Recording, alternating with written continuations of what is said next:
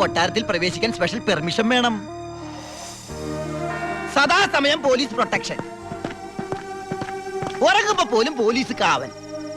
ക്ഷവരം ചെയ്യാൻ പോലും സർക്കാരിന്റെ ബാല്യക്കാരാ.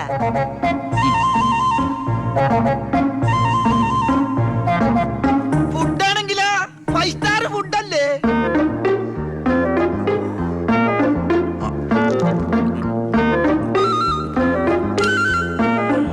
ചിക്കൻ വേണോ, മട്ടൻ വേണോ, ഡക്ക് വേണോ? ഓ, ഇങ്ങനെ ഒരു മകനെ കിട്ടിയ അമ്മ ഭാഗ്യവതിയാണ് അമ്മേ.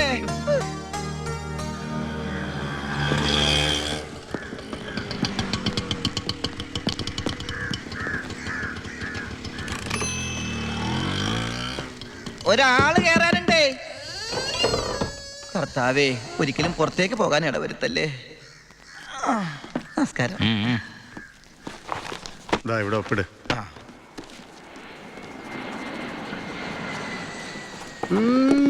ഇതാരപ്പാടാ? എന്റെ അപ്പന്റെ ഒപ്പ. അപ്പം മരിച്ചപ്പോ എനിക്ക് തന്നതാ. ആ മതി മതി മതി. ഈ സാധനങ്ങളൊക്കെ സ്റ്റോറി കൊണ്ട് ഏൽപ്പിച്ച് ഡ്രസ് മാറി സെല്ലോട്ട്.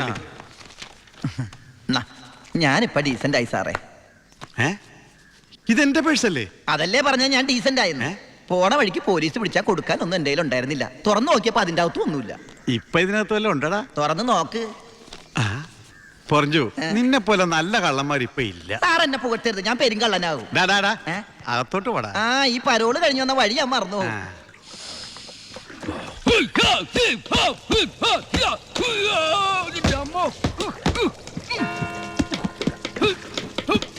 ചപ്പാത്തി സ്പെഷ്യലിസ്റ്റ് എത്തിയല്ലോ. ഹായ് എവരിബഡി, പൊറിഞ്ഞു വന്നു. ഞാനില്ലാഞ്ഞിട്ട് ബുദ്ധിമുട്ടൊന്നും ഉണ്ടായില്ലല്ലോ. എന്തായി? നീ പറഞ്ഞ പോലെ കക്ഷി വന്ന് കാശുമായിട്ട് ഞാൻ ഡ്യൂട്ടി പെയ്ഡ് ഷോപ്പിൽ പോയി സാധനങ്ങളെല്ലാം വാങ്ങി വീട്ടിലെത്തിച്ചിട്ടുണ്ട്. ആർക്കും സംശയം തോന്നിയില്ല? സംശയം? ഹേ, ഞാൻ ദുബായിക്കാനായി വിലസില്ലേ. എന്റെ ഹെയർ സ്റ്റൈൽ മാറ്റി കളഞ്ഞില്ലേ? ഫേസ് ഇത് തന്നെയല്ലേ, പിന്നെന്താ കാര്യം? എത്ര നല്ല ആൾക്കാരാടാ നിന്റെ വീട്ടുകാരി. നീ എങ്ങനെ കുടുംബത്തിൽ പിറന്നടാ? ഇവിടെ നീ പരമശിവം, അവിടെ ഉണ്ണി ദാമോദർ. നീ പെരുങ്കള്ളനാ, പെരുങ്കള്ളൻ.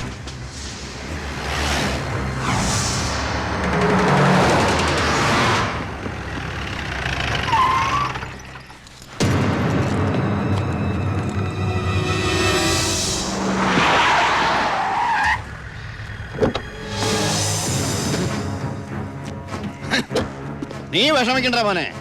വിഷമദ്യം കഴിച്ച് 3-4 തട്ടിപ്പോയത് കൊണ്ടാണല്ലോ നിനക്കിപ്പോ എന്റെ അകത്ത് കിടക്കേണ്ടി വന്നേ. അല്ലെങ്കിൽ നിന്റെ അപ്പൻ നിന്നെ പുല്ല് പോലെ പുറത്തിറക്കി കൊണ്ടുവന്നേനെ. നിനക്ക് ഇവിടെ യാതൊരു ബുദ്ധിമുട്ടും ഉണ്ടാകില്ല. അതിനുള്ള ഏർപ്പാടൊക്കെ ഞാൻ ചെയ്തിട്ടുണ്ട്. നമ്മൾ ഇത് എത്ര ജയില് കണ്ടിരിക്കുന്നടാ. അപ്പഴേ സാറേ, സൂപ്രണ്ട് സാറിനോടൊന്ന് പറഞ്ഞേക്കണം, അവൻ ചിന്നാടമർക്കിയുടെ മോനാണെന്ന്.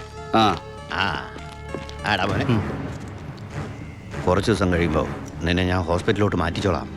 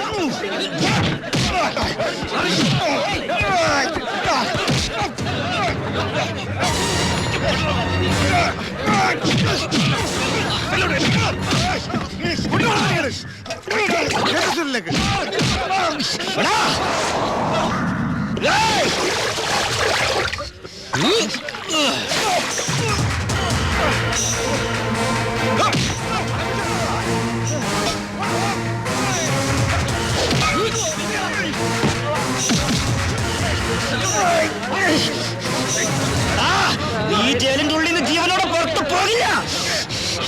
നിന്നെ കൊല്ലും ഞാൻ. നീ കരുതിയിരുന്നോ? നിന്നെ വിടില്ല, നിന്നെ വിടില്ല.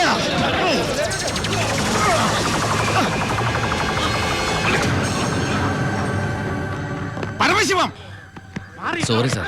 എന്റെ മുമ്പിൽ വെച്ചാണ് അഭ്യാസം. പരോളിന് അപേക്ഷ കൊടുത്തിട്ട് എന്താണ് അവനോട്ട് ഇടപാട്? ഓൾ കേരള ക്രിമിനൽസ് അസോസിയേഷനിൽ അവനും മെമ്പറല്ലേ സാറേ. ഇടപാട് കാണാതിരിക്കൂ. മേത്തൊക്കെ സാമ്പാർ പോയി. ഇതിൽ ചോറും കൂടി വിളമ്പട്ടെ സാറേ? 2 പപ്പടം കൂടി തടാ, പൊടിച്ചുകളാം ഞാൻ. ആരാ ചോറ് വെച്ചത്? പപ്പട ഇല്ലെന്ന് അറിയില്ലേ? മതിയടാ. മതിയെങ്കിൽ മാറ്. അവൻ എന്തിനാടാ നിന്നെ ചവിട്ടിയത്? അവനെന്നെ ചവിട്ടാൻ തോന്നിയിട്ടുണ്ടാവും. അപ്പൊ അവൻ എന്നെ ചവിട്ടാൻ തോന്നിയില്ലല്ലോ. അതിന് നീയല്ലല്ലോ എൻ്റെ ഏട്ടനെ കൊന്നത്. നീ ഒരാളെ കൊന്നു എനിക്ക് വിശ്വസിക്കാനാവുന്നില്ല. കേട്ടുമെടുത്തിട്ടുള്ള സാധാരണ പ്രശ്നം തന്നെ എൻ്റേതും. പക്ഷേ ഒരു നോർമൽ ആൾക്കുണ്ടാകാവുന്ന ഏറ്റവും വലിയ പ്രശ്നം സാമ്പത്തിക ബാധ്യത. കടം കൊണ്ട് നിൽക്കക്കള്ളിയില്ലാതെ ആത്മഹത്യയുടെ വക്കത്തെത്തിയ എൻ്റെ കുടുംബത്തെ എങ്ങനെയെങ്കിലും രക്ഷിക്കണമെന്ന ഉദ്ദേശത്തോടെ ഞാൻ നാടുവിടാൻ തീരുമാനിച്ചു. ഒരു രാത്രി എങ്ങോട്ട് പോകണമെന്നറിയാതെ നാഷണൽ ഹൈവേയിൽ ഞാനങ്ങനെ നിന്നു. ഈ സമയം ദൂരെ നിന്ന് ദേവദൂതനെ പോലെ ഒരു ടാങ്കർ ലോറി വരുന്നത് ഞാൻ കണ്ടു. ദൈവം തോന്നിപ്പിച്ചാണോന്നറിയില്ല, ആ ഡ്രൈവർ വണ്ടി നിർത്തി. ഞാനും കൂടി പോന്നോട്ടെ? എങ്ങോട്ട്? അങ്ങനെ ഇന്ന സ്ഥലമൊന്നുമില്ല, എവിടം വരെ പോണു അവിടം വരെ. ഓ അവിടെ കയറ്. സോറി.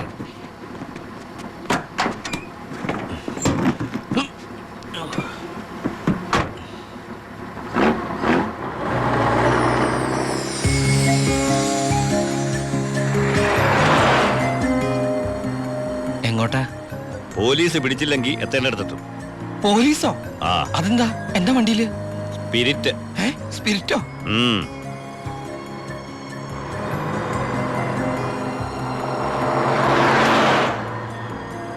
ഇതൊക്കെ ഒറ്റയ്ക്ക് ഉണ്ടാവാൻ പേടിയില്ലേ?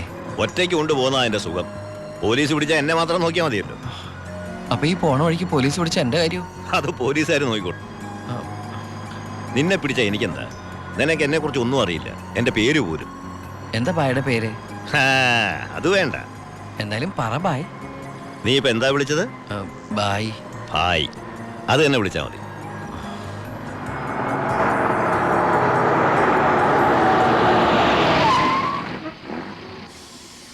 എന്താ നിർത്തിയത്? എന്നെ ഇറക്കി വിടാനാണോ? ഏയ് ദാ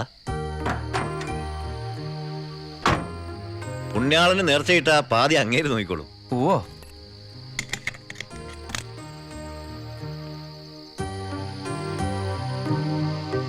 എന്റെ പുണ്യാള, നേർച്ചിടാനായിട്ട് എൻ്റെ കയ്യിലൊന്നുമില്ല. എന്നെ മുഴുവനായിട്ട് കാത്തോളണേ.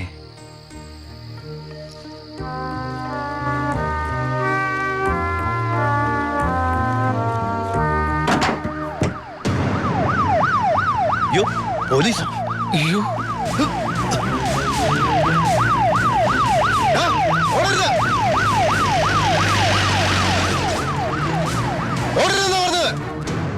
നീ എന്നതാടായി പറയുന്നത്? ലോഡ് പോലീസ് പിടിച്ചെന്നു. അതേ മുതലാളി, ഞാൻ ഓടി രക്ഷപ്പെട്ടതാ. ഇതിലെന്തോ ചതിയുണ്ട് ചേട്ടായി. കൊച്ചു മുതലാളി എന്നെ സംശയിക്കരുത്. വർഷം കുറെ ആയില്ല ഞാൻ നിങ്ങളുടെ കൂടെ ആയിട്ട്. എത്ര വർഷമായാലും നീ കള്ളപ്പണിയല്ലേ ചെയ്യണത്? കള്ളൻ എന്നും കള്ളൻ തന്നെയാടാ. ഇതേ ലക്ഷങ്ങളുടെ ഏർപ്പാടാ. ബേബി കുഞ്ഞേ. ചേട്ടാ സത്യം പറ, ഞങ്ങളുടെ ലോറിയിലൂടെ എങ്ങോട്ടാ മറിച്ചു വിറ്റത്? ഇയാളുടെ മോന്ത കണ്ടാലറിയാം 10 കാശ് കയ്യിൽ കിട്ടിയിട്ടുണ്ടെന്ന്. നമുക്ക് പോലീസ് പരാതിപ്പെടാൻ പറ്റില്ലല്ലോ, സംഗതി സ്പിരിറ്റ് അല്ലേ. ഇവനെ കൊണ്ട് സത്യം ഞാൻ പറയിപ്പിക്കാം. പറയടോ. ഞാൻ പറഞ്ഞത് സത്യമാ. നീ പറയില്ലല്ലേ? പറയടോ, ലോഡ് ആർക്കാ നീ മറിച്ചു വിറ്റത്? കുഞ്ഞൻ.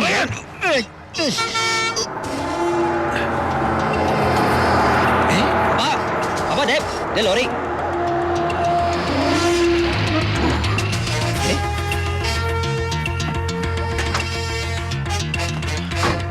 നല്ല ആളാട്ടാ. പോലീസിനെ കണ്ടപ്പോ ബായ് എന്തൊരു ഓട്ടോ ഓടിയത്. ഞാനാണെങ്കിൽ പേടിച്ചും പോയി. പിന്നെ RC ബുക്കിൽ അഡ്രസ് അപ്പൊ ഒരു കണക്കിന് വണ്ടി ഇവിടെ എത്തിച്ചു.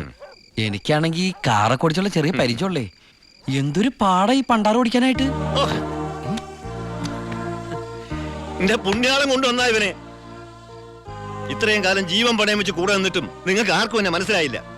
ചെയ്യുന്നത് കള്ളപ്പണിയാണെങ്കിലും അതൊരു സത്യമുണ്ടെന്ന് വിശ്വസിക്കുന്നവനാ ഞാൻ. ഇനി ഞാൻ നിങ്ങളുടെ കൂടെ ശരിയാവില്ല. ഞാൻ പറഞ്ഞോട്ടെ. എന്നെ കൊണ്ട് കുറെ ഉണ്ടാക്കിയില്ലേ, ഇനി ഒറ്റയ്ക്ക് കൂടെ ഉണ്ടാക്കിയാ മതി. ചാടിച്ച അപ്പാ, ഇയാള് പോണേ പോട്ടപ്പാ. ഇയാളെ ചത്ത നമ്മള് ബിസിനസ് ആയില്ലേ?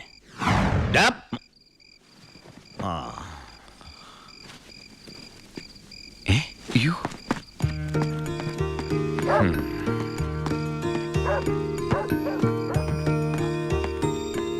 നീ എങ്ങോട്ടാ?